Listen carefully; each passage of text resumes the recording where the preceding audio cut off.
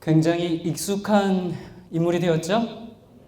아마 이 사람 모르는 사람이 있을지 모르겠어요. 우리 아이들도 아마 이제 아마 뭐 연예인이나 슈퍼스타보다도 더 유명해진 사람인데, 자, 여러분이 최근에 우리 어르신들께서 세상을 오래 살다 보니까 참 별일을 다 보게 됐죠. 그게 뭐예요? 그 중에 하나가 바로 2018년 6월 12일 싱가포르에서 개최된 정말 역사상 최초로 이루어진 북미 정상회담입니다. 여러분 사실 아시죠? 미국과 북한은 지난 70여 년 동안 계속 적대 국가로서 서로를 적대시하는 정책을 계속 펼쳐왔습니다. 미국 입장에서는 핵무기를 가지고 계속 장난치는 정말 불량 국가, 이 불량 국가인 북한에 대해서 아주 골칫거리로 그렇게 생각했고요. 그러면서 언제든지 우리는 선제 공격이 가능하다, 그런 것을 계속 시사했습니다. 또 북한 입장에서는 어땠습니까? 거리에 곳곳에 미제 원수를 때려잡자, 이런 포스터 여러분 본 적 있으십니까? 늘 그렇게 어렸을 때부터 그렇게 이제 가르치고 교육하고 그런 포스터들이 아주 가득했었습니다. 그것이 바로 2018년 6월 12일 이전까지의 미국과 북한의 모습이었습니다. 그런데 이렇게 운명의 날이 왔고요. 그 운명의 날이 한반도 핵전쟁이 아니라 세계의 악수, 세계의 만남을 통해서 정말 세계 평화가 오는 것 같은 그런 이 황홀함에 빠지게 만들었습니다. 정말 항상 서로 죽이겠다고 그렇게 아우성치던 그런 두 지도자가 서로를 칭찬하면서 새로운 출발, 중대한 변화를 우리의 눈으로 목도하게 되었습니다. 여러분, 도대체 한반도 문제를 왜 미국 대통령이 나서야 합니까? 또 미국은 세계에서 어떤 위치를 차지하고 있는 것일까요? 그리고 왜 우리는 미국의 이 말 한마디 한마디에 쩔쩔매야 할까요? 자, 여러분 아십니까? 미국의 이 리처드 닉슨 이 대통령이 마오쩌둥, 그러니까 모택동이죠. 마오쩌둥과 정상회담을 통해서 주계 장막을 걷어냈습니다. 미국의 로널드 레이건 대통령은 고르바초프 회담으로 냉전 시대를 종식했습니다. 그리고 이제 미국의 트럼프 대통령은 북한까지 접수했습니다.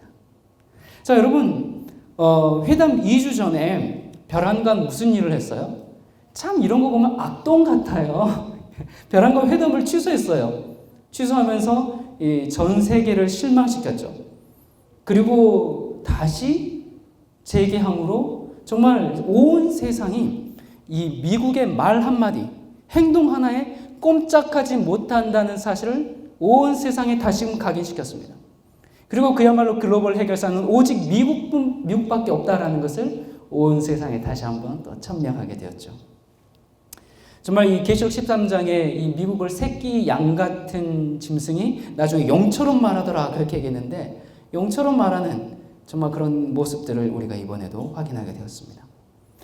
자, 그런데 여러분 아십니까? 이 미국이 공산주의인 중국, 소련, 북한까지 모두를 다 점령하고 세계의 해결사로 등장하게 될 것이라는 것이 성경의 예언도 있는가? 놀랍게도 오늘 우리가 보는 이 뉴스들이 성경 예언의 성취라는 것입니다. 여러분, 우리가 다니엘 11장에 보면 어떻게, 무슨 방법으로 미국이 소련 또 중국을 넘어서 공산주의의 마지막 보루라고 할 수 있는 이 북한까지 넘어뜨리고, 그리고 그 다음에 무슨 일이 발생할지를 성경은 정확하게 알려주고 있습니다. 여러분, 정말 우리는 세상의 끝, 또 역사의 끝에 살고 있습니다. 이 엄청난 예언들이 눈앞에서 성취되는 그런 시대에 지금 우리가 살고 있습니다. 그래서 우리는 이제 다니엘 11장을 통해서 지나간 역사와 그리고 현재 발생하는 일, 그리고 앞으로 일어날 예언들을 확인해 보도록 하겠습니다. 자, 이 다니엘서에 보면 마지막 때가 뭐예요? 시기거든요. 마지막 시기, 마지막 때에 관한 계시들이 몇 장에 걸쳐서 계속 반복됩니다. 다니엘 7장에 보면 한때, 두때, 반때, 계시록 표현으로는 1260일, 또 다른 표현으로는 뭐가 있죠? 42달. 이 세 가지가 다 같은 기간을 말하고 있죠. 자, 이 다니엘 7장이 그렇게 이제 한때 두때 반때 1260일 42달의 기간에 대해서 마지막 때에 대해서 이야기합니다. 다니엘 8장에 보면 2300주야. 그러니까 2300주야가 끝나는 그 마지막 시점을 또 지목해 줍니다. 다니엘 9장에는 70일, 2300주의 앞부분인 490년에 대한 예언이 있고요. 자, 여러분 오늘 이것들을 다 설명할 시간은 없으니까 여러분들이 다 아실 거라고 생각하고요. 그리고 다니엘 10장에 보면 말세라는 말이 나옵니다. 10장에 말세의 마지막 때에 내 백성이 당할 일을 알려주겠다라고 하면서 이제 11장이 시작합니다. 여러분 그러니까 다니엘서 11장은 다니엘서 2장부터 쭉 시작된 이 계시의 계속된 연속으로서 마지막 시대의 선과 악, 또 하나님과 사탄 사이의 전쟁이 어떻게 치루어지며 거기에서 하나님의 백성의 역할은 무엇인지를 아주 자세하게 밝혀주고 있습니다. 10절에 말세에 내 백성이 당할 일을 알려주겠다 라고 하면서 11장을 시작합니다. 자, 다니엘서 11장 2절에 읽겠습니다. 이제 내가 참된 것을 내게 보이리라. 보라, 바하사, 이게 페르시아입니다. 바하사에서 또 새 왕이 일어날 것이요.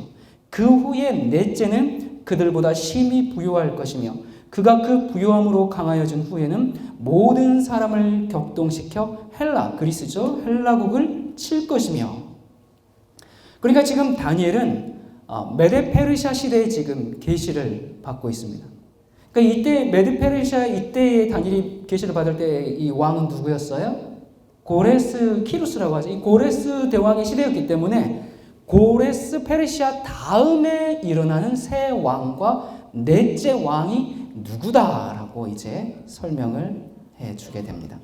자, 첫째 왕은 역사에서 보면 캄비세스 2세입니다. 고레스 다음에 이 고레스 아들인데요.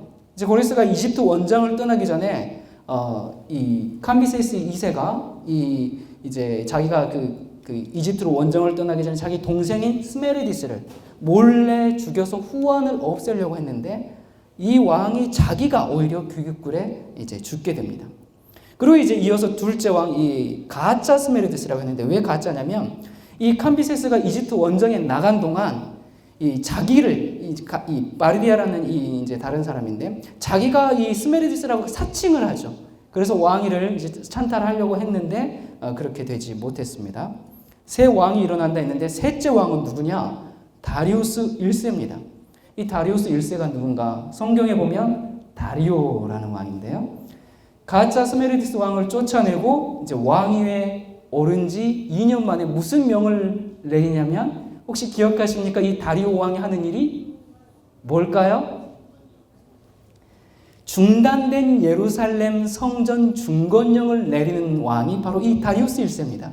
그게 이제 에스라 6장과 느헤미야에 아주 자세하게 나와 있죠. 그리고 이제 넷째 왕이 크셀크세스입니다. 자, 이 사람은 누굴까? 이 사람 크셀크세스 왕이 누굴까? 혹시 아십니까? 여러분이 아주 잘 왕입니다. 여러분 이 다리우스 1세의 아들로서요. 에스더의 남편인데요. 성경에는 누구로 나와요? 아하수에로 왕으로 나옵니다. 이 아하수에로가 4년 동안 이제 전쟁 준비를 끝내고 그리스 헬라를 완전히 파멸시키려는 기세로 원정에 나섰는데 어떻게 됐어요? 패전을 하게 되죠. 스파르타 전쟁도 있고 이제 그런 이 아테네의 이제 폴리스 국가들과 계속 전쟁을 하다가 결국은 이제 물론 이제 크셀루스 왕 이후로도 계속 이 그리스를 이제 침략했는데 결국 오히려 페르시아가 파멸에 이르게 되는데 누구한테 페르시아가 멸망하게 됐을까요? 제 강의를 많이 들었으면 이제 답이 나올 만도 합니다. 누굽니까? 바로 다니엘서 11장 3절에 장차 한 능력 있는 왕이 일어나서 큰 권세로 다스리며 임의로 행하리라. 누구예요? 이 큰 능력 있는 왕이 바로 알렉산더 대왕인데요. 이 알렉산더 대왕이 이제 기원전 331년 이 페르시아를 멸망시키고 서쪽으로는 이집트, 동쪽으로는 인도까지 정복해 나가게 됩니다. 자, 그런데 11장 4절에 그러나 그가 강성할 때에 그가 갈라져. 그러니까 이 알렉산더 대왕이 몇 살에 죽었어요? 33살의 나이로 그렇게 죽게 됩니다. 그렇게 죽자 무슨 일이 벌어지는가? 그의 나라가 사방에 나누일 것이나 그 자손에게로 돌아가지도 아니할 것이요 또 자기가 주장하던 권세로도 되지 아니하리니 이는 그 나라가 뽑혀서 이외의 사람들에게로 돌아갈 것입니다. 자, 그러니까 이제 알렉산더가 죽고요.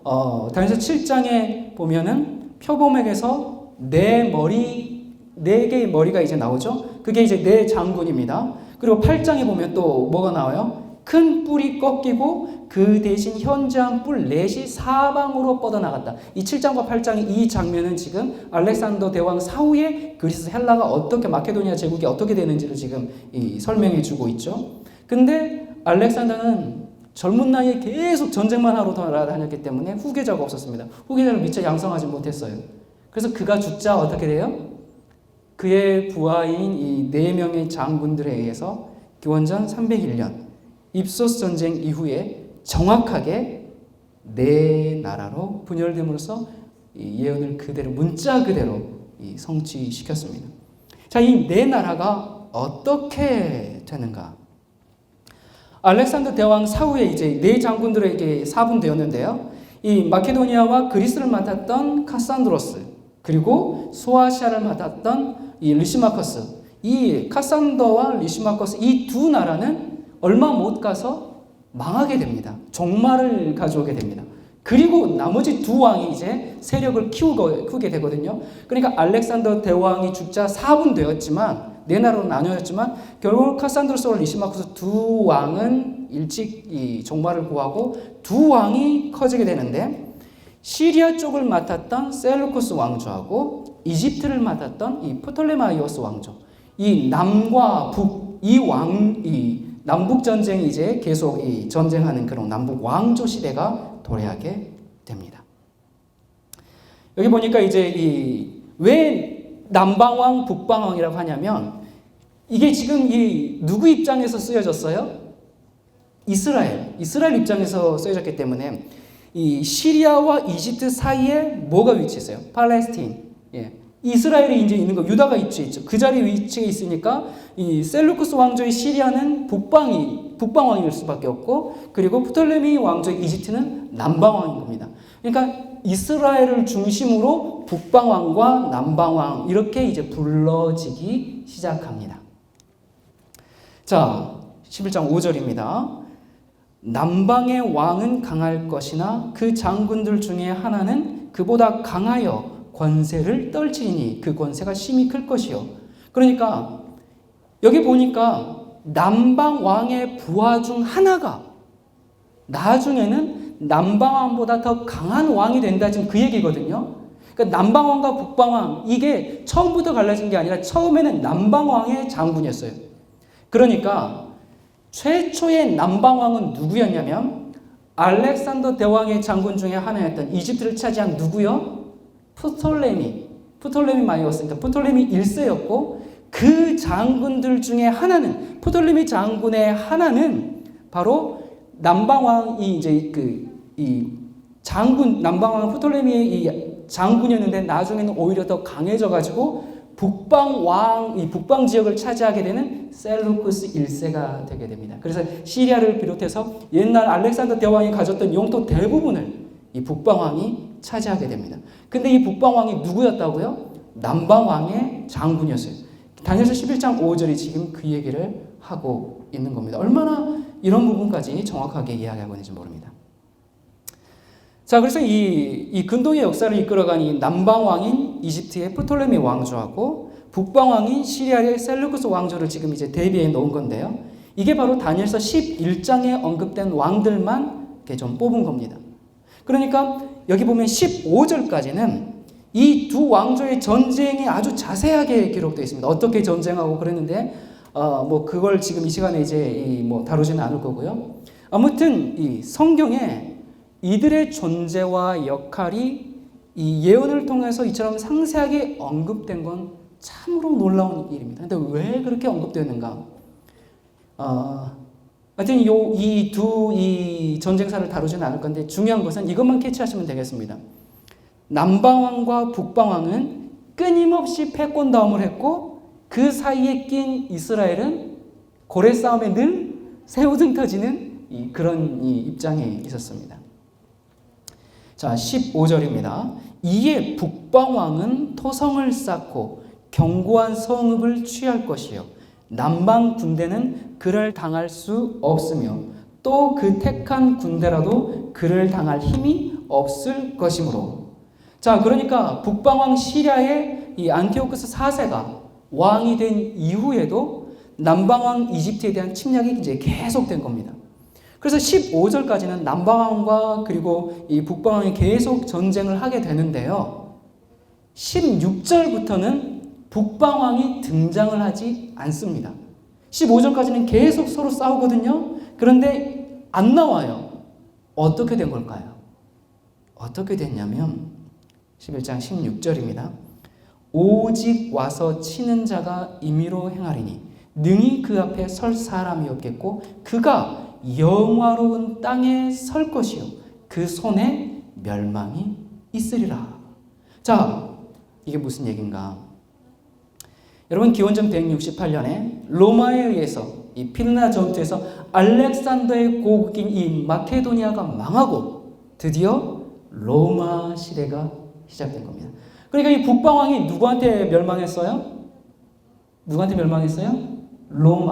로마에게 멸망을 하게 됩니다. 자, 그리고 이 로마는 기원전 64년에 마침내 북방왕 시리아를 완전히 정복하고 로마의 일개주로 만들고요. 그리고 그 다음에 63년에 이 폼페이에 의해서 영화로운 땅, 어디죠? 예루살렘이 점령되고 성전이 유린되고 그리고 12,000여 명의 유대인들이 학살을 당하고 그리고 이스라엘은 완전히 로마의 이제 속주가 되고 맙니다. 이것이 지금 성경의 예언이 정확하게 성취된 사건입니다. 자, 17절에요. 그가 결심하고 전국의 힘을 다하여 이르렀다가 그와 화친할 것이요 또 여자의 딸을 그에게 주어 그 나라를 패망케 하려 할 것이나 이루지 못하리니 그에게 무익하리라. 그러니까 16절에 방금 전에 예언된 대로 로마는 시리아를 정복했어요. 유다를 영화로운 땅을 정복했어요. 그리고 어디까지 내려왔어요? 이집트까지 내려왔어요. 당시 로마는 무슨 정치를 하고 있었죠? 삼두 정치를 하고 있었죠. 세 왕, 크라수스, 폼페이우스, 이제 이렇게 이 율리우스 이렇게 해서 이제 세 삼두 정치를 하고 있었는데 이때 이제 이 폼페이우스가 이제 이집트로 도망을 가니까 이 줄리우스 시저, 율리우스 카이서라고 하죠. 예, 율리우스 카이서리 줄리우스 시저가 이제 폼페이를 이제 쫓아서 이제 이집트까지 가게 됩니다. 이집트를 가게 됐는데 누굴 만나요? 바로 여기서 클레오파트라를 만나서 사랑에 빠져들게 됩니다.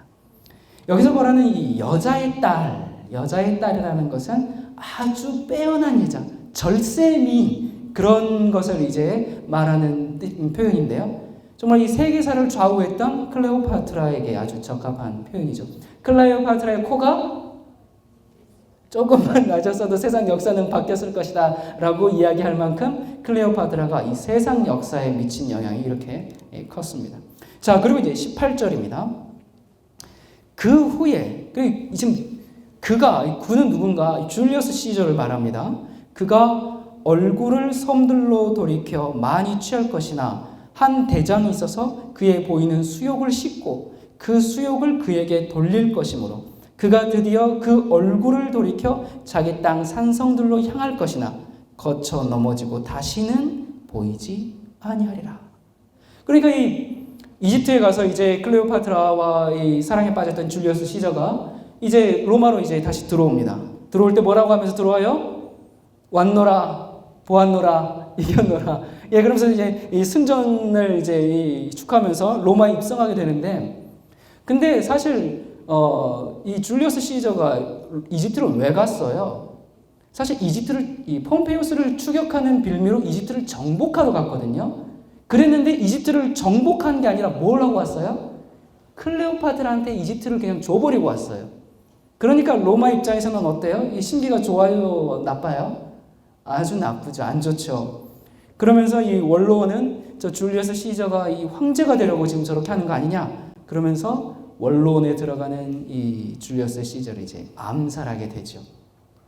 그때 이제 이 줄리어스 시저가 율리우스 카리사르가 마지막에 브루터스 너까지도 자기가 이제 후계자로 삼으려고 했던 그 양자의 친구도 되는 그 브루투스의 이제 손에 마지막 이 숨을 거두게 됩니다. 성경에 말한 대로 거쳐 넘어지고 다시는 보이지 않게 된 겁니다.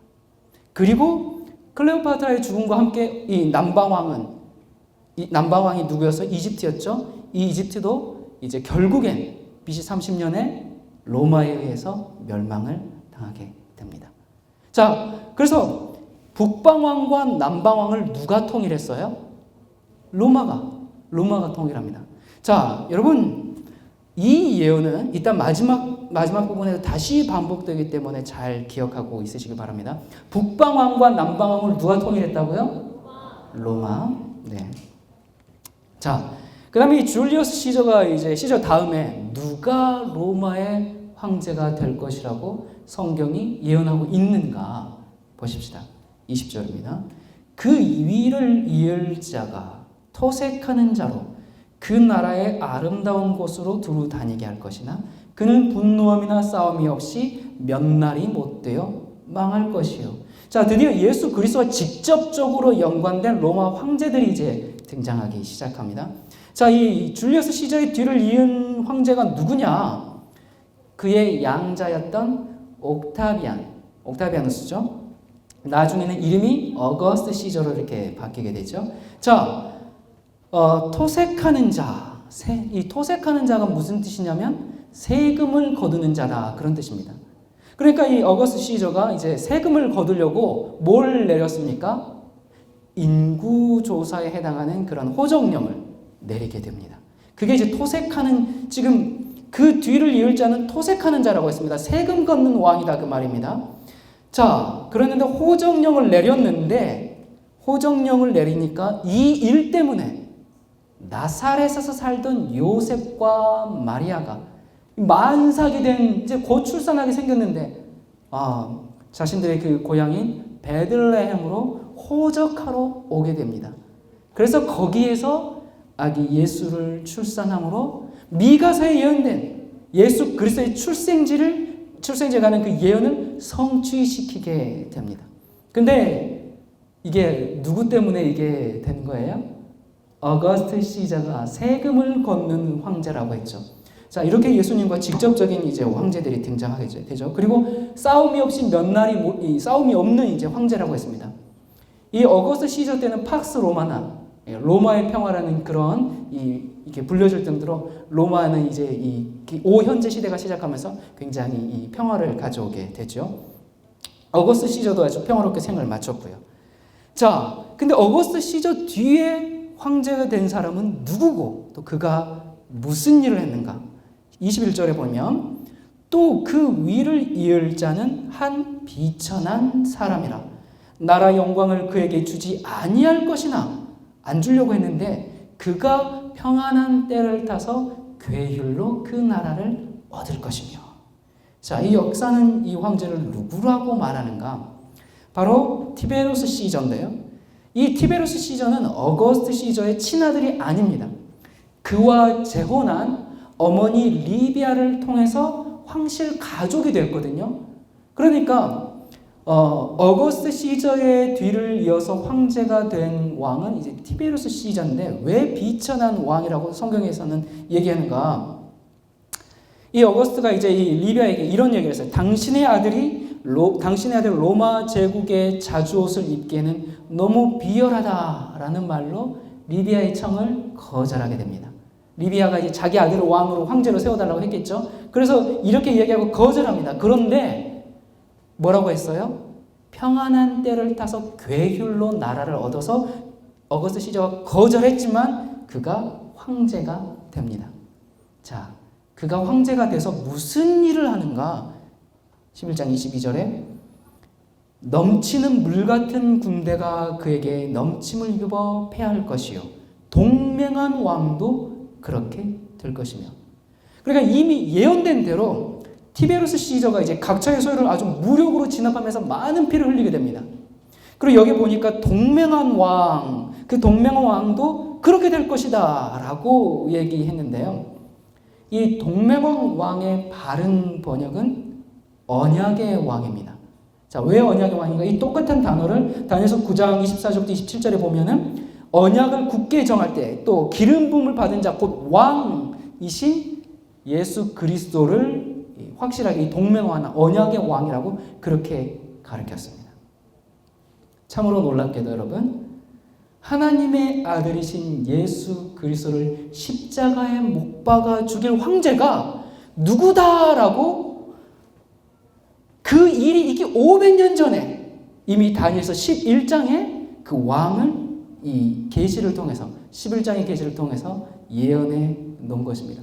예수 그리스도 십자가에 못 박아 죽일 왕은 어거스트 시저 뒤에 비천하게 왕위를 찬탈한 티베르스 시저가 동맹한 왕, 언약의 왕을 십자가에 죽일 것이라는 예언이 다니엘서 11장에 지금 예언되어 있는 장면입니다. 여러분, 이 페르시아 시대 이후로 이제 계속 전개되는 선과 악의 대쟁투의 역사를 우리가 아주 간략하게 잠깐 살펴봤습니다.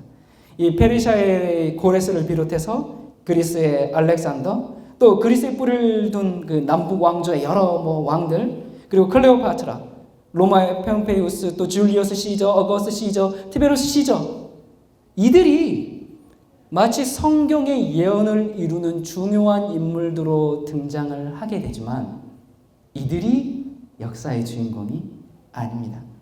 이들은 단지 인간의 구원을 위해서 이 땅에 오시기로 약속된 예수 그리스도의 그 초림에 영향을 끼친 조역들에 불과한 겁니다.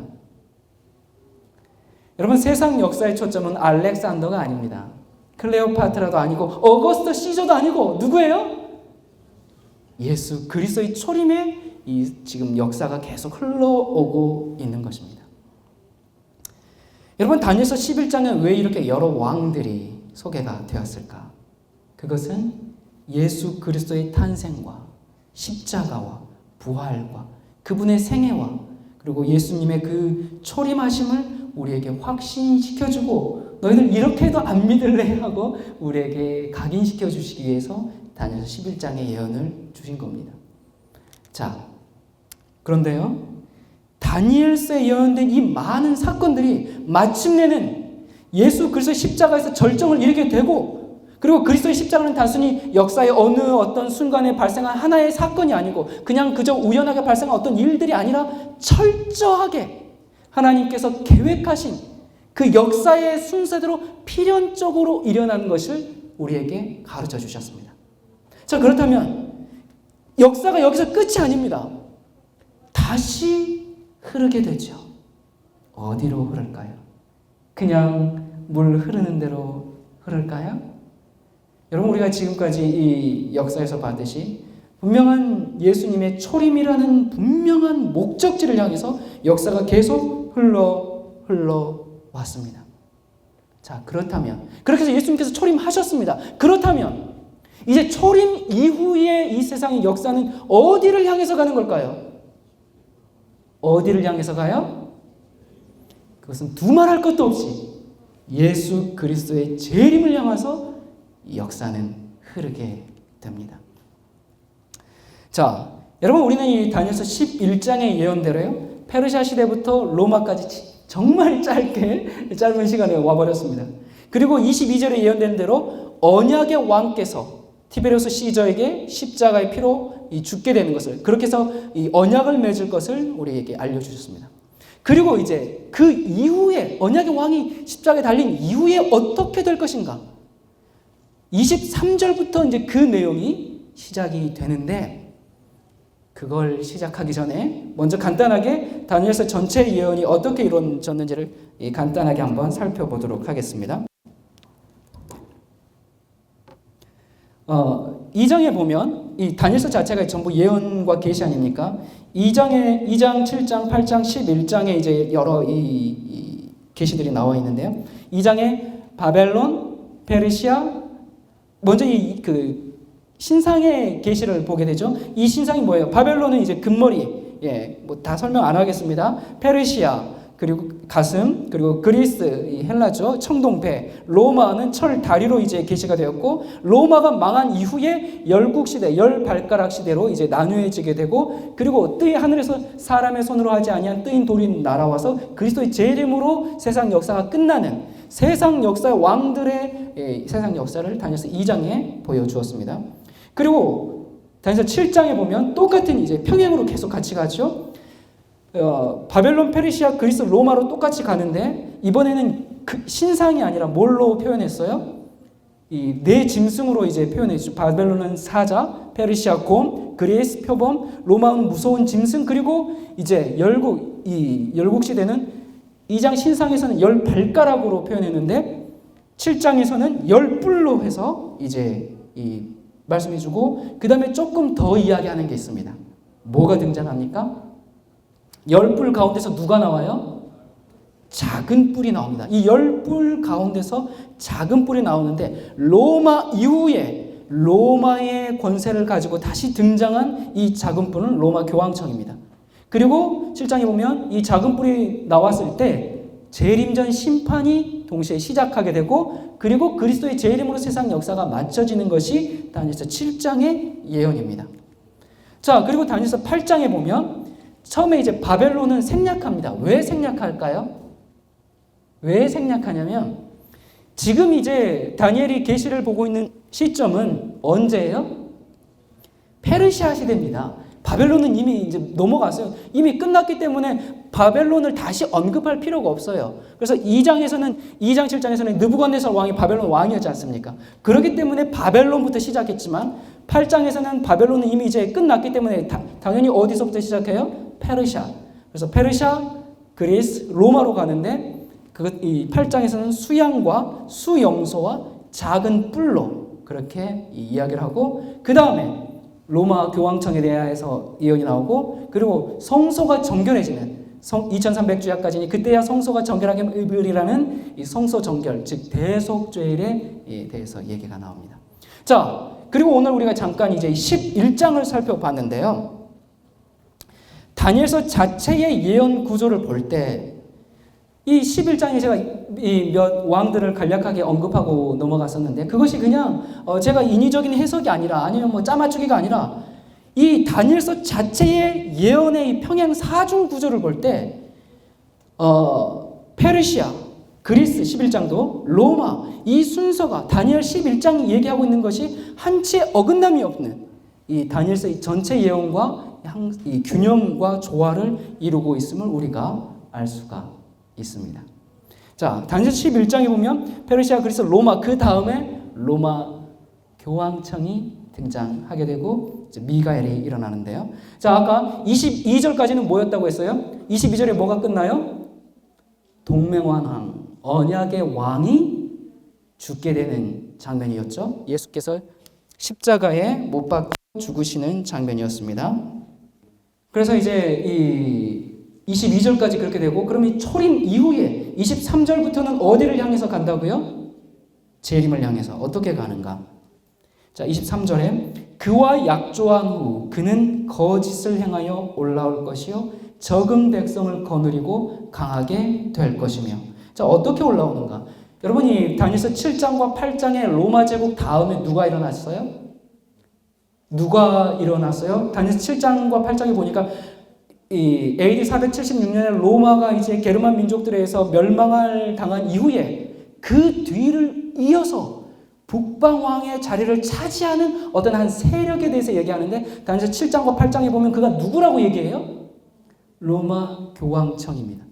로마 제국처럼 성도들을 핍박하고 그리고 북방왕의 역할을 로마 교황청이 하게 됩니다. 그리고 한편 남방 왕이었던 이 프톨레미 왕조.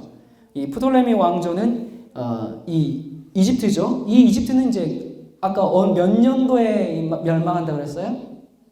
30년에. AD 30년. 그러니까 이제 AD 30년이 아니라 BC 기원 전입니다. BC 30년에 로마 제국에서 멸망한 뒤에 로마의 지배를 받다가 로마의 지배를 받다가 서로마가 멸망한 뒤에 아라비아에서 일어난 사라센 이슬람 세력에 의해 그쪽 지배에 들어가게 됩니다. 자, 조금 어려우십니까?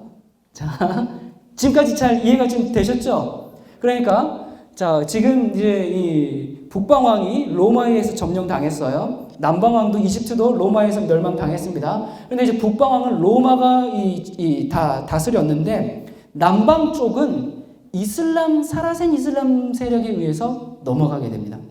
자, 그래서 로마를 대신해서 일어난 북방왕은 누구였다고요?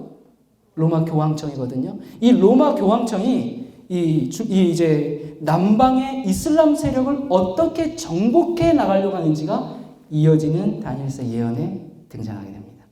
어떻게 남방왕을 정복하려고 하는가? 25절에요. 그가 큰 힘을 떨치며 용맹을 발하여 큰 군대를 거느리고 남방 왕을 칠 것이요.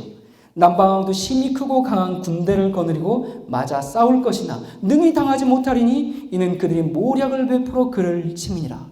자, 이 큰 군대가 무슨 전쟁인가? 바로 십자군 전쟁인데요. 자, 이 성경에 예언된 대로 보니까 아까 힘을 떨치고 용맹을 말하여 남방왕의 세력을 공격하게 됩니다. 그래서 1차 십자군 전쟁 때 1099년 6월 15일 예루살렘을 이제 탈환하게 됩니다. 그리고 이때 이 기록에 보면 십자군이 학살한 이슬람교도의 피가 행인의 발목까지 적실 지경이었다. 그렇게 이제 역사의 기록은 있습니다. 그러니까 이 교황이 지금 전 유럽을 총동원해가지고 십자군 전쟁을 일으켰습니다.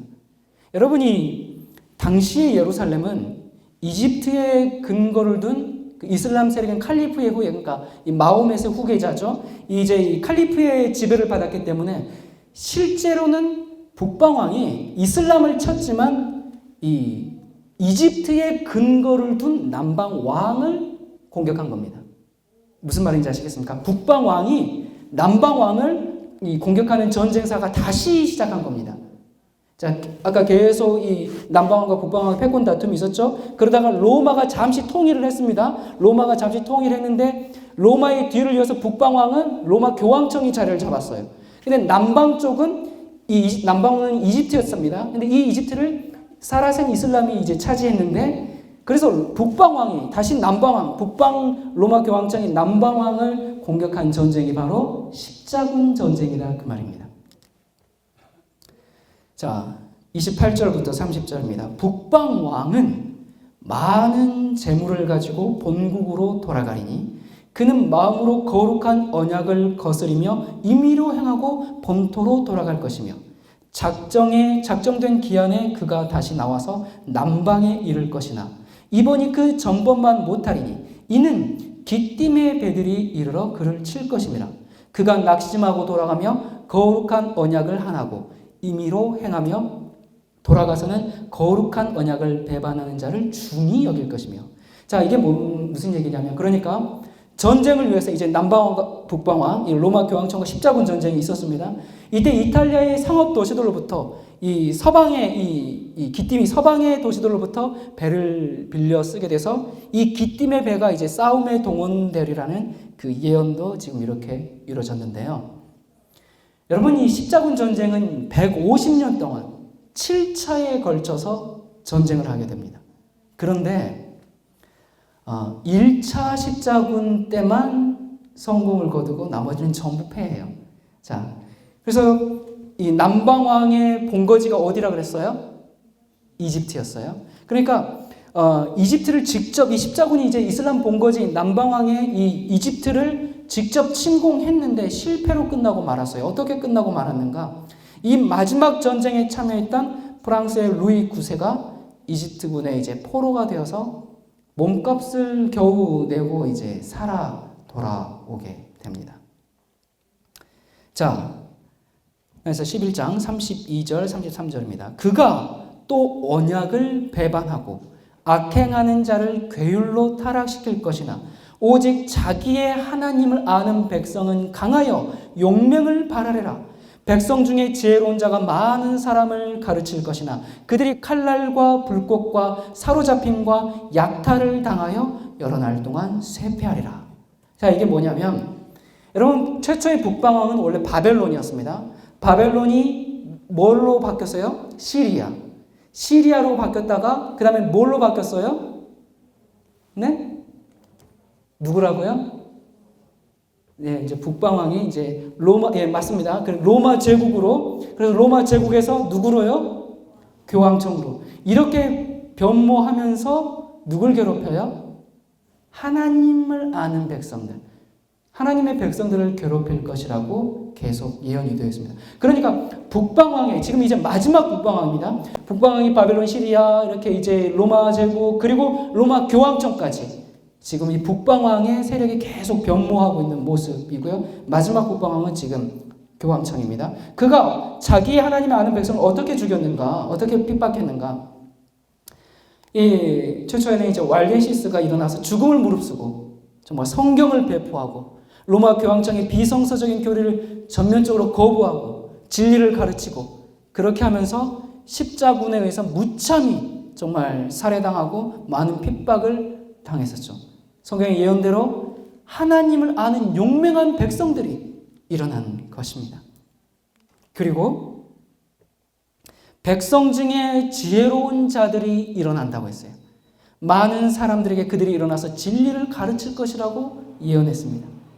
이 14세기에 영국의 옥스퍼드 대학 교수였던 위클립을 비롯해서 또 화형에 처해진 보헤미아, 지금의 체코죠, 프라 대학 총장의 허스, 또 교수 제롬, 또 이탈리아의 사보나롤라, 영국의 틴데일, 이런 무수한 사람들을 우리가 이제 이 백성 중에 지혜로운 자들로 우리가 생각할 수 있습니다. 그리고 중세기의 암흑이 한참 깊어져 가던 이때에 정말 16세기의 이 독일의 루터, 스위스의 쮸잉글리, 그리고 프랑스의 칼빈, 이런 사람들에 의해서 본격적으로 이 종교개혁 시대가 이제 열게 되죠. 그래서 이 사람들이 일어나서 사람들에게 진리를 가르쳐다가 많은 개혁자들이 정말 불과 칼에 죽임을 당하리라는 예언이 다니엘서에 그대로 예언되어 있는 것입니다. 36절, 이 왕이, 북방왕이죠. 자, 북방왕이 자기 뜻대로 행하며 스스로 높여 모든 신보다 크다 하며 비상한 말로 신들의 신을 대적하며 형통하기를 분노하심이 쉴 때까지 하리니 이는 그 작정된 일이 반드시 이룰 것입니다. 자, 그러니까 예수 그리스도의 초림 전까지는 북방왕이 단순히 정치 세력이었습니다. 바벨론, 시리아, 로마 이런 북방왕이 정치 세력이었는데 예수 그리스도 초림 이후로 북방왕이 지금 어떤 면까지 같이 가지고 있어요? 이 22절 전까지는 전부 이 정치에 관련된 왕들의 전쟁사에 관련된 것만 있었는데 여기 보니까 스스로 높이고 신보다 크고 신을 대적하고 이것은 이제 정치뿐만 아니라 영적인 종교적인 영역까지 차지하고 군림하는 북방왕의 세력을 지금 보여주고 있습니다. 어떻게 신들의 신을 대적하는가? 다니엘서 8장에 말씀하고 있죠.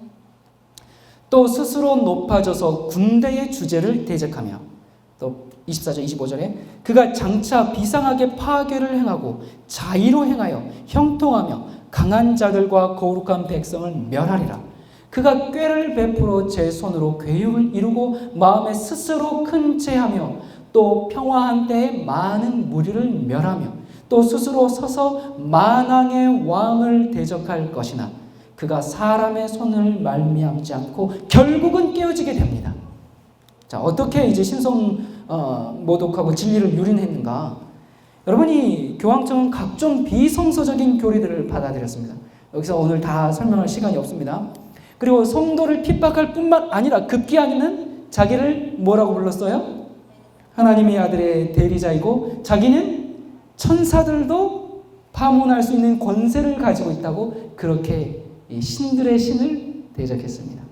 자, 그때 갑자기 무슨 일이 발생하게 되는가? 40절입니다. 마지막 이제 남방왕이 반격을 시작하게 됩니다. 마지막 때에 남방왕이 그를 찌르리니 찌르고 나서 이제 그 다음 장면입니다. 북방왕이 병과 마병과 많은 배로 회리바람처럼 그에게로 마주 와서 여러 나라에 들어가면 물이 넘치까지 지나갈 것이라고 했는데 북방왕이 그렇게 이제 이 남방왕을 계속 공격하고 했는데 남방왕이 북방왕을 찌르는 반격이 발생하는데 그때 언제요? 마지막 때에. 자, 이 마지막 때가 언젠가? 이 마지막 때라는 말은 히브리어로 이제 에드케츠거든요. 이 에드케츠라는 말은 지금 성경 전체에서 5번 나오는 아주 특별한 용어인데요. 이게 전부 다니엘서 8장 이후에만 나옵니다. 다니엘서에만 이 마지막 때라는 말이 오직 다니엘서에만 나오고 그것도 8장 이후에만 나옵니다. 마지막 때가 언제인지를 지목해주는 예언이죠. 성경에서 말하는 우리가 말세다 하는데 뭐 항상 세기말은 있었습니다. 그런 거 말고 정말 성경에서 말하는 마지막 때가 언젠가. 그래서 8장 17절에 보면 이 이상은 에드케츠 마지막 때, 즉 정한 때 끝에 관한 것이라 라고 했는데, 자, 이 장면이 언제예요? 지금 어떤 장면이냐면 계속 다 가봅시다. 11장에 마지막 때까지 이르게 하리니, 또 다니엘서 40장에 지금 읽었죠? 마지막 때 남방왕이 이 북방왕을 찌르리니, 12장 4절에 마지막 때까지 이 말을 간수하고, 12장 9절에 대저 이 말은 마지막 때까지 간수하고. 이 마지막 때가 언젠가, 마지막 때에 남방왕이 북방왕을 찌른다고 했는데 그게 무슨 사건인가? 여러분이 다니엘서의 전체 평행 구조와 문맥을 통하여 볼 때 이 마지막 때는 언제냐면 프랑스 혁명, 블란스 혁명으로 중세 교황청의 전성 시기가 끝나는 한때, 두때, 반때의 끝이 어디냐? 그때가 바로 1798년입니다. 그러니까 타락한 교황청에 대한 심판으로 일어난 이 프랑스 혁명이 원래 1789년에 일어나서 10년 동안 이 혁명의 기간이 계속되다가 이 1798년에 무슨 일이 벌어져요? 정말 중세기의 상징이었던 교황 피우스 6세, 이 교황 피우스 6세가 프랑스의 베르티에 장군, 이 베르티에 장군에게서 잡혀가지고 유배되어 가가지고 그 다음에 감옥에서 죽게 되므로 중세기가 끝나고 그때부터 근세사가 시작됩니다. 그러니까 다니엘서에서의 마지막 때는 세상 역사가 시작하는, 근세사가 시작하는 1798년을 얘기합니다. 자, 그렇다면 이 마지막 때의 남방왕이 누군가? 여러분, 프랑스 혁명이 무슨 이념으로 시작했어요? 뭐 때문에 시작했어요? 지긋지긋해서 못 살겠다. 뭐가? 교황에 대한 지배는 지긋지긋해서 못 살겠다라고 시작한 게, 물론 이제 이 정치도 굉장히 부패했었죠. 프랑스 혁명의 이념은 무신론입니다. 공산주의입니다. 자, 여러분, 지금부터 북한과 미국의 얘기가 이제 등장하는 무대가 이제 나오기 시작합니다. 여러분, 다니엘서 11장 40절부터 45절은 현 시대에 우리가 살고 있는 그 예언들을 지금 말하고 있습니다. 사실 뭐 알렉산더 클레오파트라, 줄리우스 시저 뭐 계속 이야기했지만 다 지나간 과거이기 때문에 뭐 그런가 보다 했겠지만, 자, 이 예언들이 지금 어떻게 시작해서 어디까지 가고 있는가를 지금 제가 여러분들에게 보여드리고 있는 겁니다. 자, 이 마지막 때 남방왕이 누구라고요? 무신론, 공산주의 세력입니다. 자, 이 남방왕이, 즉 프랑스 혁명이 이 교황을, 이 북방왕을 찌르는 사건이 지금 일어난 것이죠. 자, 40절입니다. 마지막 때에 남방왕이 북방왕을 찔러버렸어요. 자, 무신론 세력이 찔렀습니다. 그렇게 하다 보니까 어떤 일이 벌어져요? 북방왕이 병거와 마병과 많은 배로 회리바람처럼 남방왕에 다시 와가지고 여러 나라에 들어가면서 물이 넘침같이 지나갈 것이요. 자, 남방왕이 북방왕을 찔렀습니다. 그런데 찔림을 당했던 북방왕의 상처가 나을 뿐만 아니라, 여기 보니까 그냥 나은 정도가 아니에요. 일대 반격을 행사해서 남방왕이 여러 나라, 공산주의 세력의 여러 나라를 물이 넘침같이 정말 쓰나미처럼 휩쓸고 가게 될 것이라는 것이 예언되어 있습니다. 이 장면을 계시록 13장 3절에서 동일하게 반복해주고 있죠. 그의 머리 하나가, 지금 여기 그는 북방왕이죠. 그가 머리 하나가 상하여 죽게 된 것 같더니 그 죽게 되었던 상처가 나음에 온 땅이 이상히 여겨 짐승을 따르고 동일한 예언이, 물론 이 북방왕의 정체가 계시록 13장에서는 바다에서 올라오는 짐승으로 이제 표현되어 있죠. 동일한 예언이에요. 계시록 13장의 예언은 다니엘서 11장의 북방왕에 대한 예언이거든요. 그래서 지금 이 계시록 13장에 죽게 되었었어요. 남방왕이 그를 찔러버리니까 죽게 되었거든요. 그런데 다니엘서 11장에 보니까 살아날 뿐만 아니라 상처가 나은 것뿐만 아니라 어떻게 됐다고요? 회리바람처럼 여러 나라를 다 쓰나미처럼 그냥 휩쓸고 삼켜버리게 될 것이다 라고 이 다니엘서에 예언됐고, 요한계시록에도 이 온 땅이 이제 그를 따르는 장면이 나옵니다. 어떻게 상처가 회복되었는가? 죽게 되었던 상처 회복은 교황청이 1929년 무솔리니의 이탈리아의 정권과 라테란 조약을 체결해서 뭘 찾았어요? 잃어버렸던 바티칸을 찾고 드디어 도시 국가로서, 하나의 국가로서 용모를 다시 갖추기 시작했고, 그리고 지금은 계시록 예언대로 온 땅이 이상히 여기며 따르는 세계적인 지도력을 행사하고 있습니다. 자, 계시록 13장의 예언이 이렇게 지금 성취되었어요. 자, 다시 이제 북방왕의 계보를 잠깐 보겠습니다.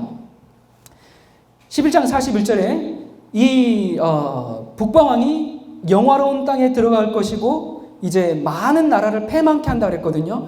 자, 그러면 이 영화로운 땅은 또 어딘가? 먼저 잠깐 이 계보를 살펴보면 북방왕은 누구였어요? 처음에 바벨론, 그 다음에 이 시리아, 그 다음에 로마 제국, 그 다음에 로마 교황청으로 북방왕이 쭉 계보를 따라옵니다. 남방왕은요 이집트였습니다. 고대 이집트였는데 그 다음에 남북 왕조의 이집트였죠. 그리고 그 이집트에 기반을 둔 이슬람 세력이었습니다. 그리고 그 남방왕이 마지막 시대에는 무신론, 공산주의입니다. 자, 그런데 여기 보니까 남방왕과 북방왕은 모두 로마 제국에 다 멸망했습니다.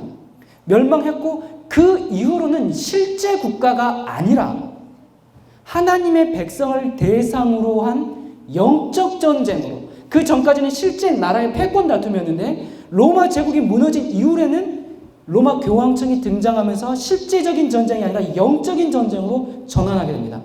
그래서 여기 41절에 그 북방왕이 다시 영화로운, 아까 로마가 영화로운 땅에 들어갈 때는 어디를 들어갔어요? 로마가 영화로운 땅은 어디를 갔어요? 예루살렘, 이스라엘을 이제 삼켰잖아요. 근데 이 로마 교황청이 영화로운 땅에 들어간 건 이스라엘이 아니라 이제 영적인 이 전쟁이기 때문에 여기에 영화로운 땅은 예루살렘, 이스라엘이 아니죠. 왜냐하면 이스라엘도 이미 언제 멸망했어요? AD 70년에 멸망함으로. 신약시대 이스라엘은 누굽니까? 신약시대 이스라엘은 누구예요? 교회입니다. 혈통적인 유대인이 아니라 하나님의 백성들, 예수 그리스도를 믿는 교회가 영적 이스라엘로 대신 자리를 차지하게 되었습니다. 그리고 이 북방왕이 영적 하나님의 백성들에게 들어가고 이제 그 백성들을 핍박하고 공격하는 장면을 지금 말하고 있습니다. 이 똑같은 장면이, 자, 그러면 이제 이 북방왕이, 여러분 아시는 북방왕은 종교 세력이에요. 근데 이 종교 세력이 힘을 발휘하려면 정치적인 힘을 대신해줄 누군가가 필요합니다. 비서실장이 필요해요. 북방왕의 비서실장이 누군가? 계시록 13장 11절과 12절에 보면 내가 보매 또 다른 짐승이 땅에서 올라오니 새끼 양같이 두 뿔이 있고 용처럼 말하더라. 처음엔 새끼 양같이 생겼는데 이것이 점점 크더니 용처럼 말하기 시작합니다.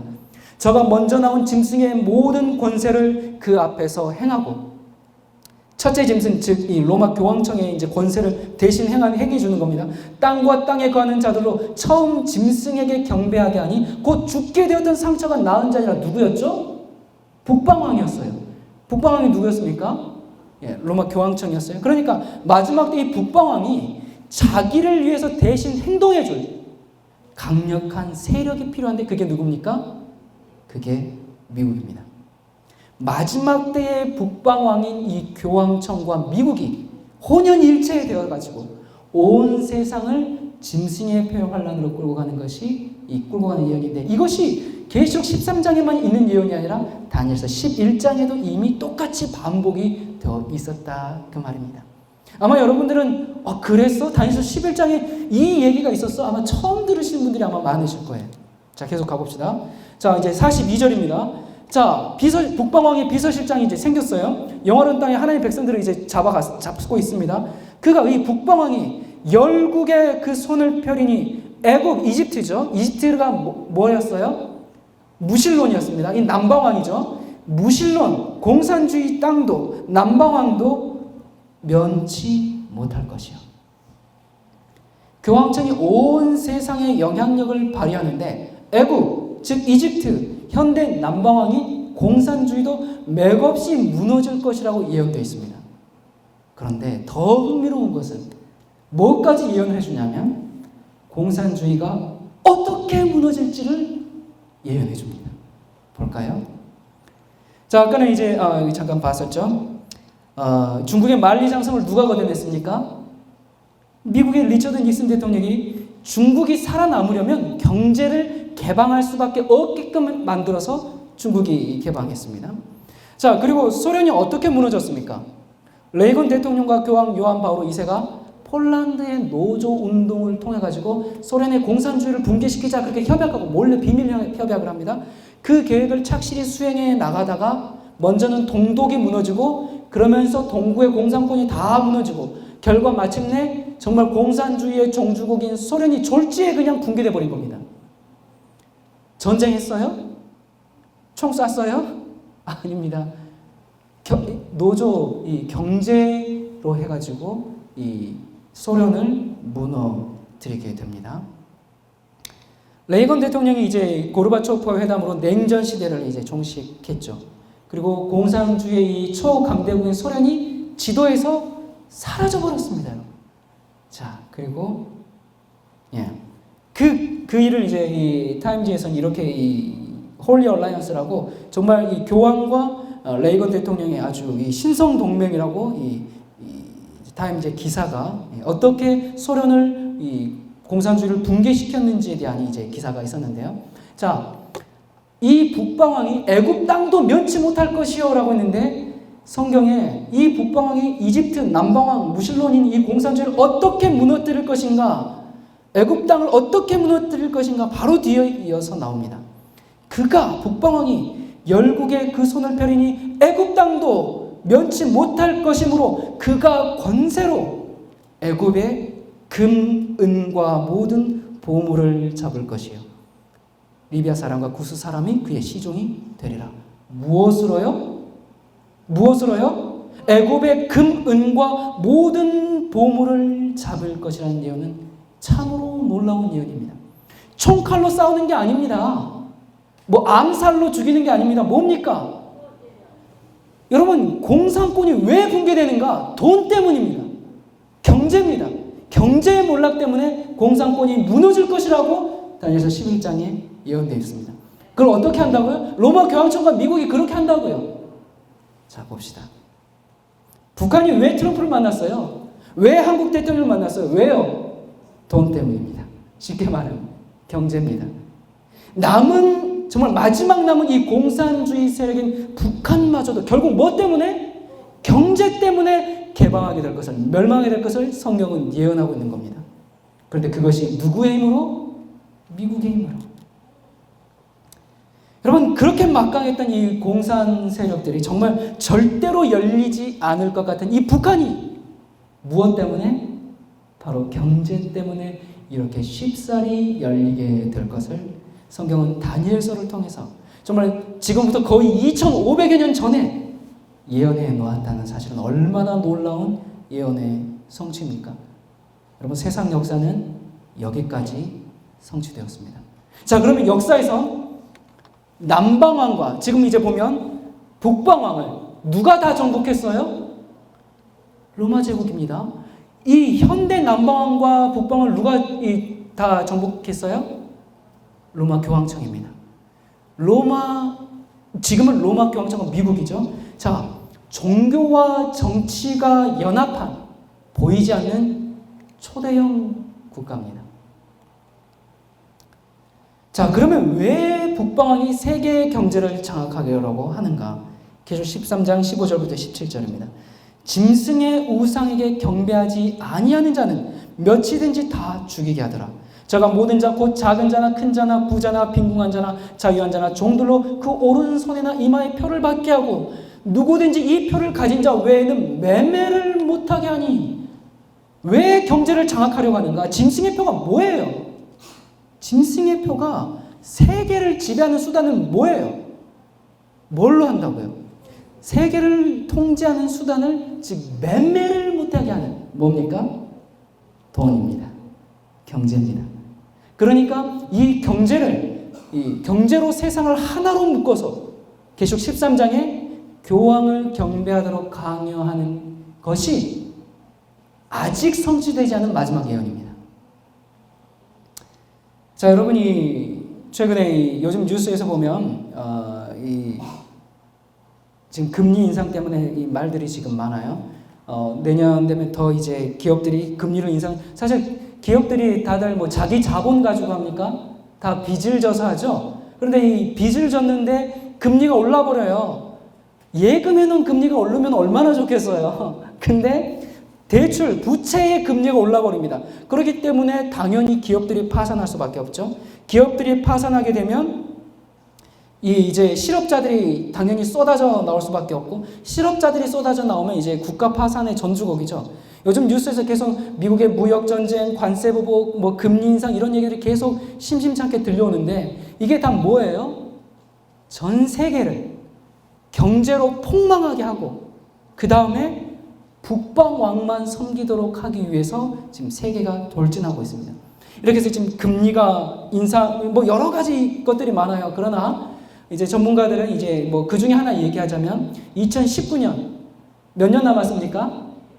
내년이에요. 제가 또 저는 뭐 시기를 정하는 거 아닙니다. 저는 분명히 이 전문가들이 2019년이나 2020년에는 큰 세계적인 경제 위기가 올 것인데 왜 그런가, 이제 하나의 여러 가지 것 중에서 금리에 대한 것만 지금 말씀드린 겁니다.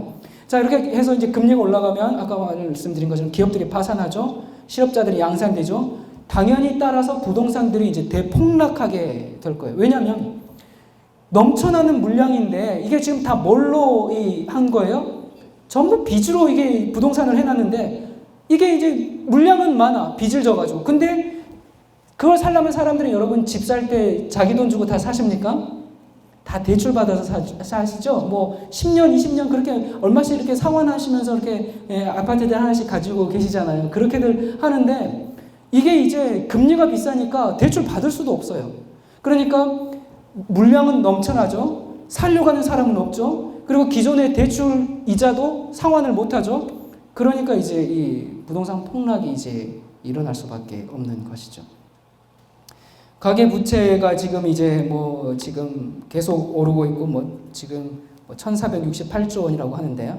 아무튼 자, 그리고 2019년이 되면 이 계속적으로 금리가 올라서 어떻게 되는가?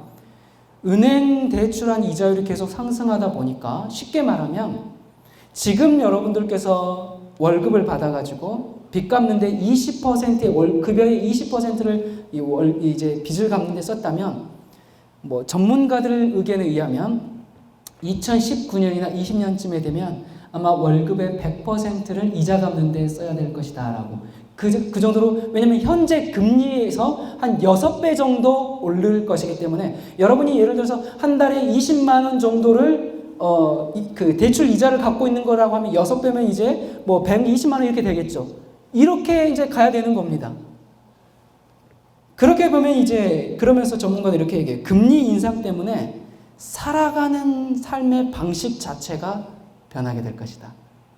그러면서 전 세계적인 경제 대공황이 올 거라고 예측들을 하고 있습니다.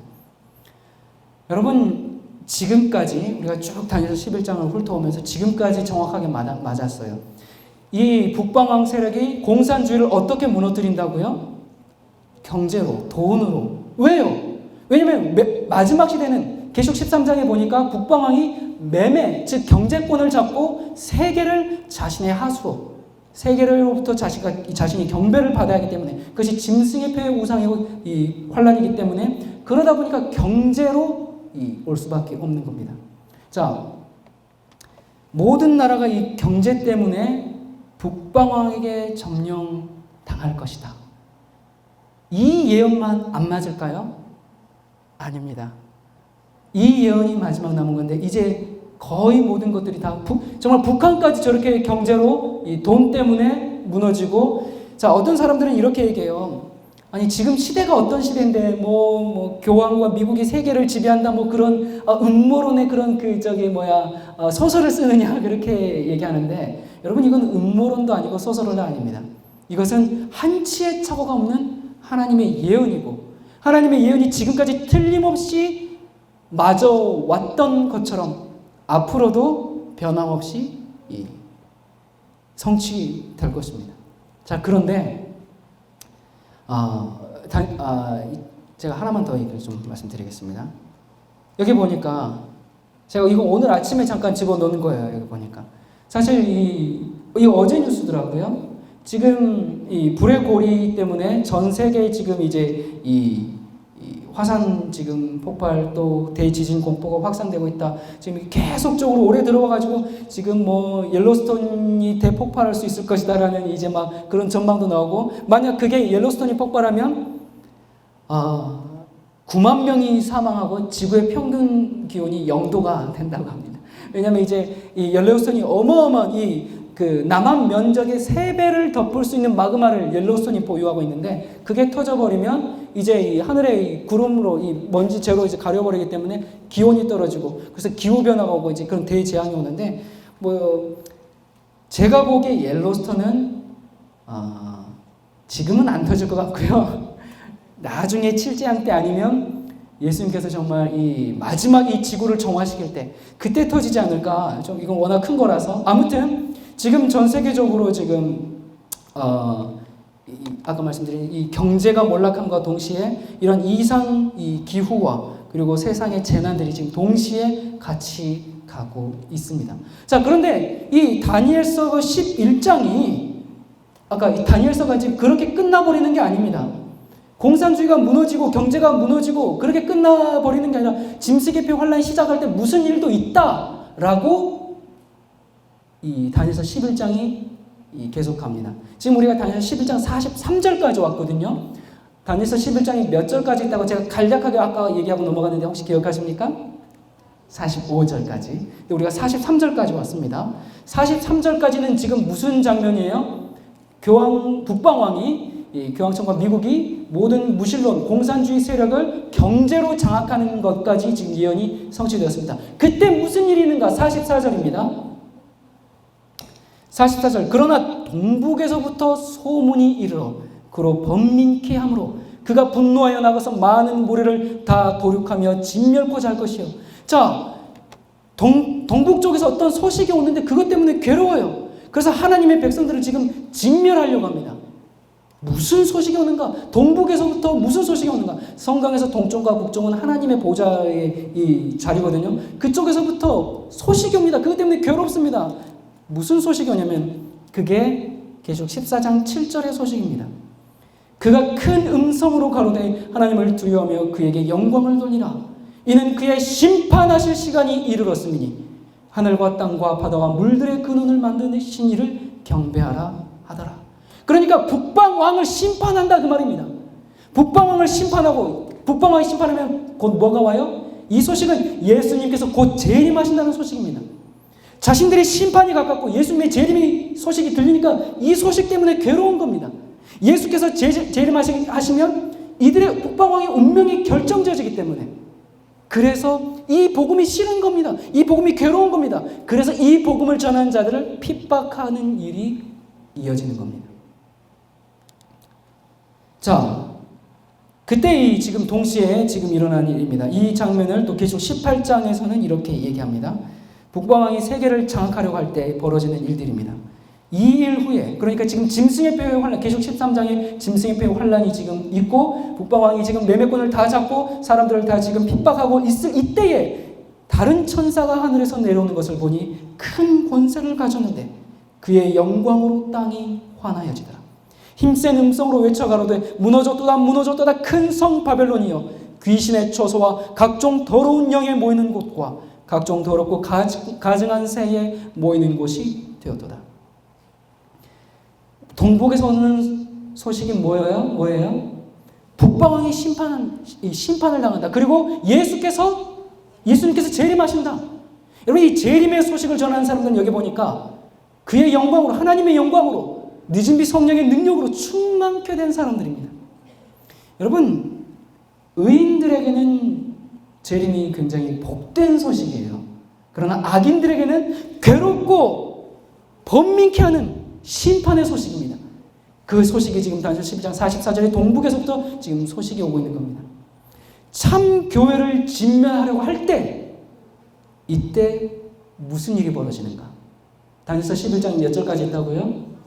자, 여러분 43절까지에서 보면 이제 북방왕이 이 모든 공산주의를 다 무너뜨렸습니다. 44절에 이 심판에 대한 복음이 들리니까, 그리고 예수님께서 재림하신다는 복음이 들리니까 굉장히 괴롭습니다. 자신들의 운명이 가까웠기 때문에 그때 이제 45절에 무슨 일이 벌어지는가? 그가 북방왕이 장막궁전을 바다와 영화롭고 거룩한 산 사이에 베풀 것이나 그의 끝이 이르리니 도와줄 자가 없으리라. 여러분, 여기는 바다는 해전을 말하는 게 아니고요. 이 성경 예언을 풀 때 많은 사람들이 추종한다, 지지한다, 그런 뜻입니다. 그리고 여기 영화롭고 거룩한 산은 하나님의 백성들을 상징합니다. 그러니까 북방왕이 하나님의 백성들과 전쟁을 치르는데 어떻게 돼요? 어떻게 된다고 얘기해요? 결국에는 끝이 이르러요. 종말이 이루고 말아요. 아무도 그들을 도와주지 않아요. 아무도 하나님을 대적할 자가 없습니다. 여러분, 이것은 군대가 싸우는 전쟁이 아닙니다. 영적인 전쟁이 아닙니다.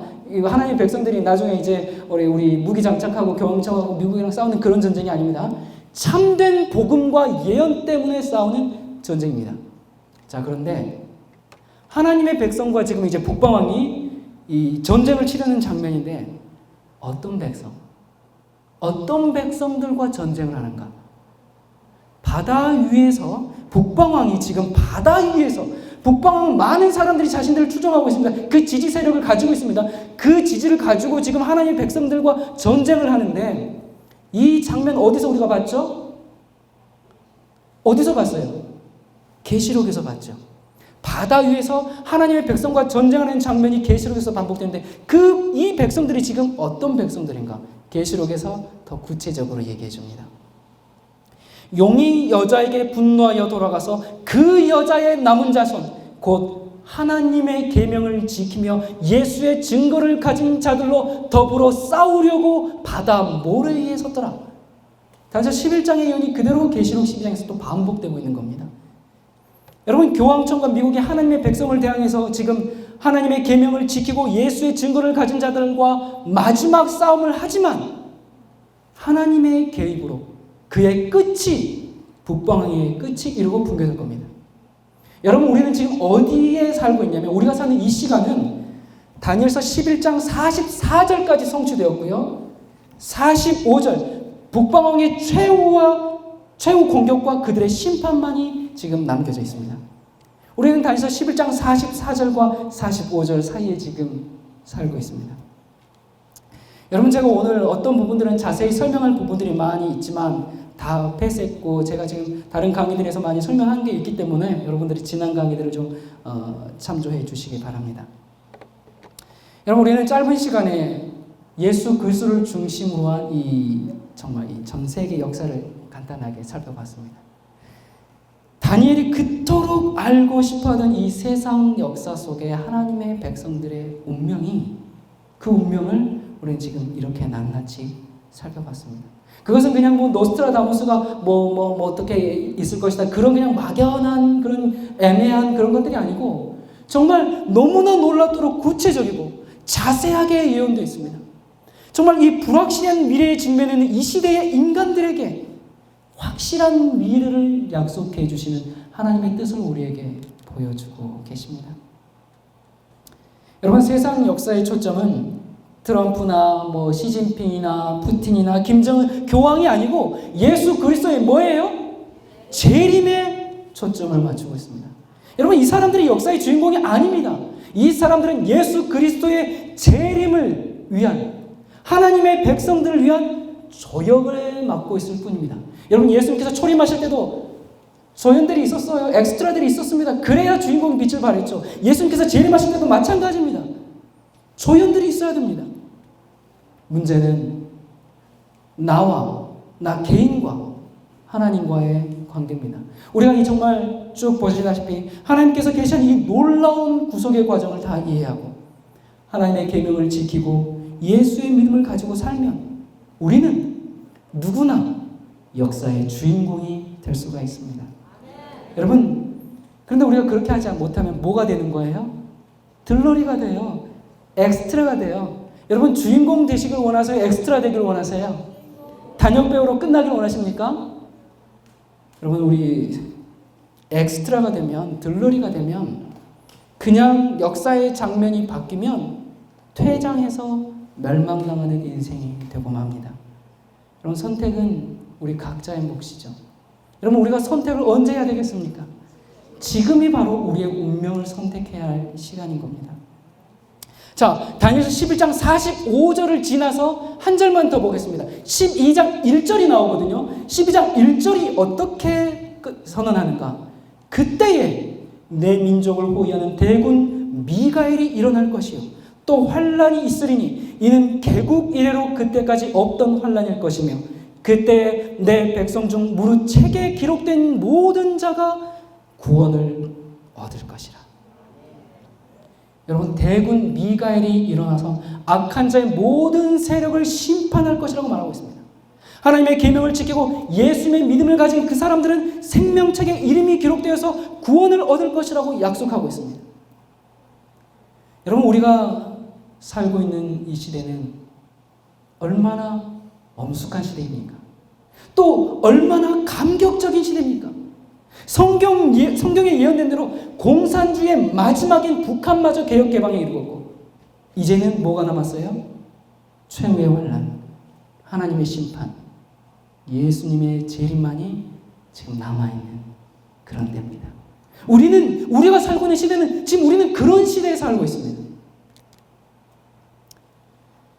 한 번은 군인들을 대상으로 흥미로운 실험이 한 번 있었습니다. 이 경주에 주둔한 군인들을 A그룹과 B그룹으로 나눈 다음에 이 A그룹의 군인들에게는 이제 이렇게 훈련의 목적과 내용들을 자세히 설명해 줬습니다. 우리는 지금부터 35시간 동안 100km 도보 행군을 실시할 것인데 목적지는 부산역이다. 이렇게 이제 다 설명해 주고요. B그룹의 군인들에게는 철저하게 이제 비밀로 붙였습니다. 이제 지루한 행군이 이제 시작됐습니다. 자, 여기 이제 경주에서 이제 출발했어요. 한 60-70km 정도 지나면 어디가 나옵니까?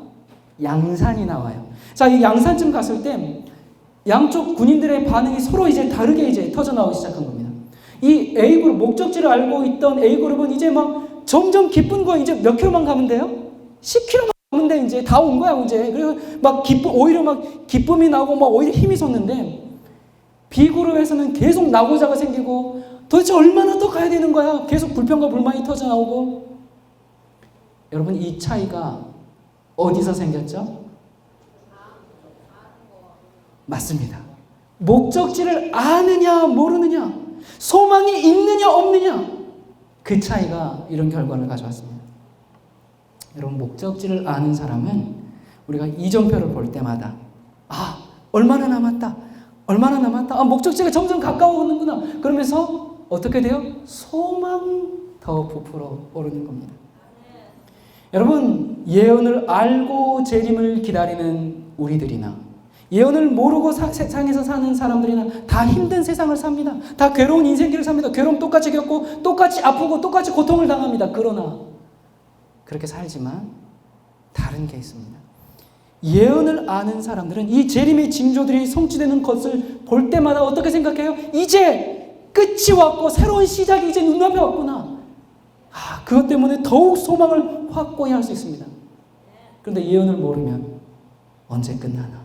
답답한 현실에 불안한 삶을 살면서 허무하고 세속적인 일에 자신의 인생을 던져버리고 그것이 전부인 양 그렇게 살아가게 됩니다.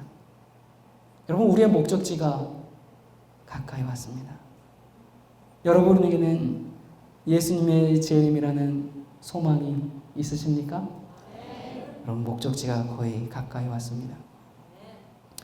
우리에게 맡겨진 사명을 망각하지 말고 우리에게 주어진 시간을 등한히 하지 말고 우리에게 입혀진 구원을 소홀히 여기지 말고 마지막 백성의 소명과 사명을 이루는 우리 11시 일꾼들이 되기를 간절히 바랍니다.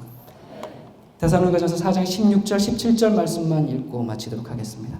주께서 호령과 천사장의 소리와 하나님의 나팔로 친히 하늘로 쫓아 강림하시리니 그리스도 안에서 죽은 자들이 먼저 일어나고 그 후에 우리 살아남은 자도 저희와 함께 구름 속으로 끌어올려 공중에서 주를 영접하게 하시리니 그리하여 우리가 항상 주와 함께 있으리라.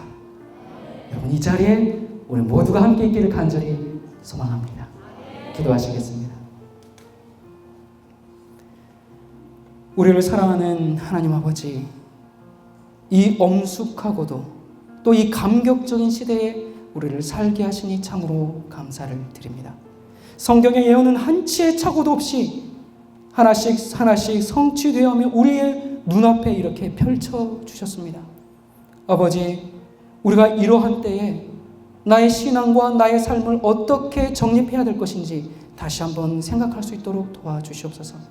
우리가 예수 그리스도의 재림을 향하여 성경은 달려가고 있는데, 세상 역사는 달려가고 있는데, 나도 거기에 발을 맞추어서 함께 전진할 수 있도록 주님 도와주시옵소서.